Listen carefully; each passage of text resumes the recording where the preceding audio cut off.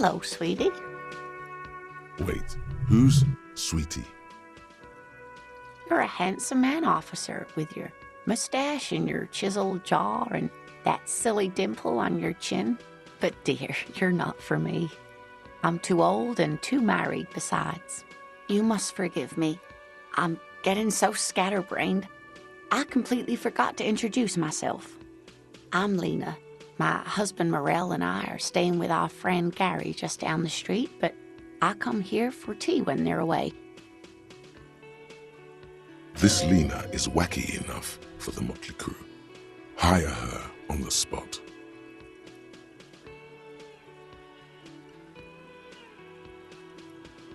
Whatever do you mean?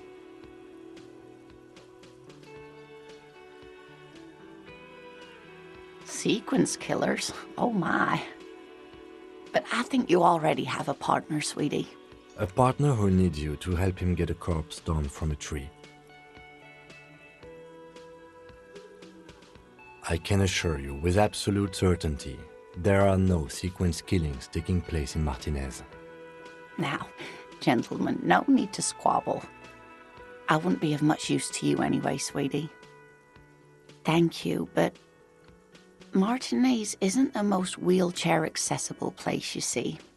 I'd slow you down. Perhaps another time.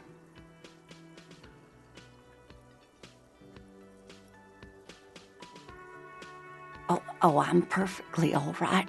I'm more worried about you. What was that? What do you mean?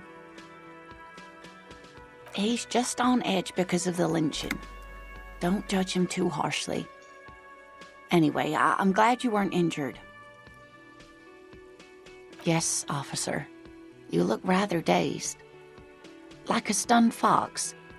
But surely things can't be that bad.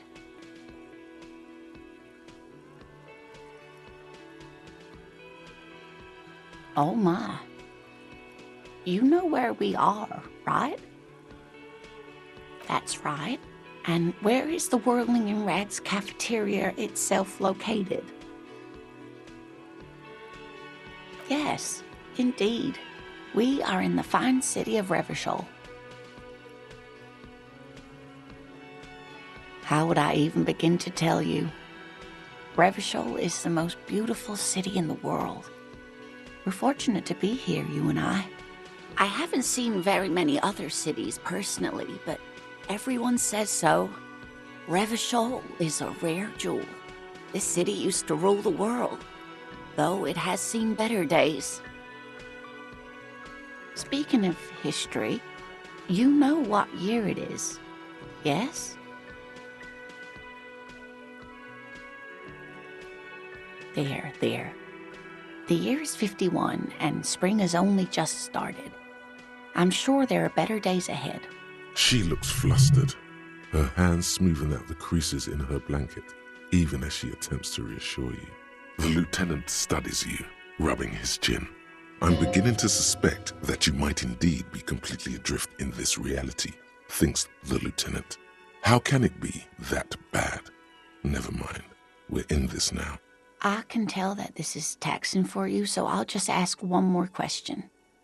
What regime are we living under? What mode of government?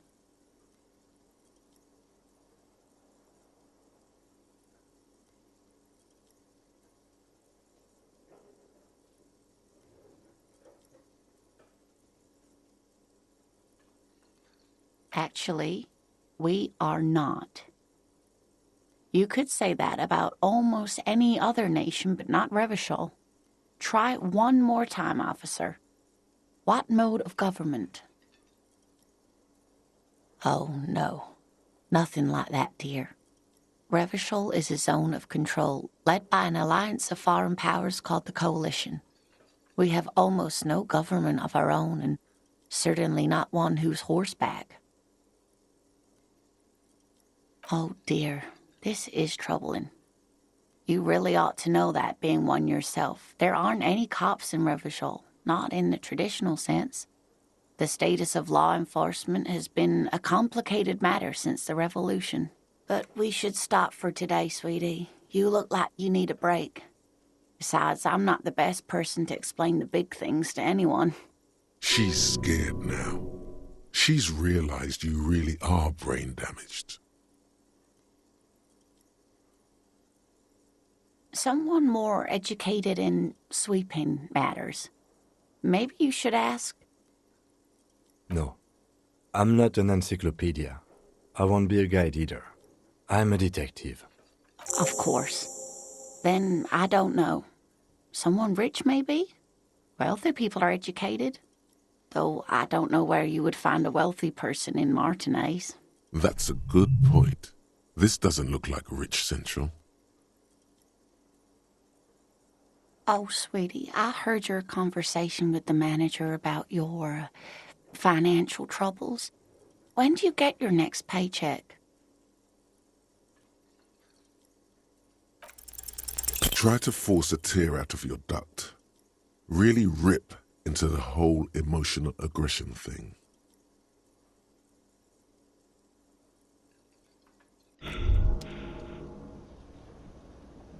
Despair creeps into you, getting fat on your weakness.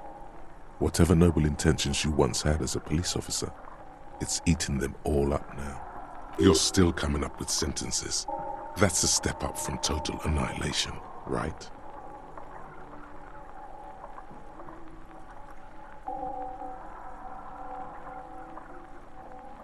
Yes, it can be difficult to be on the receiving end of so much distrust and outright hatred. Nothing you can say would make you feel any better now. Cop gives up the detective genre for social realism. Another police officer resigned from the RCM following a nervous breakdown. He now lives under a bridge, drinking and occasionally throwing excrement at passers-by, shouting, "I never loved that woman." When asked to comment, former colleagues objected to the theory that his psychological disintegration was precipitated by his wife leaving him. "It's because the Furrows lost that match," said Captain Ptolemy Price, once the man's superior officer.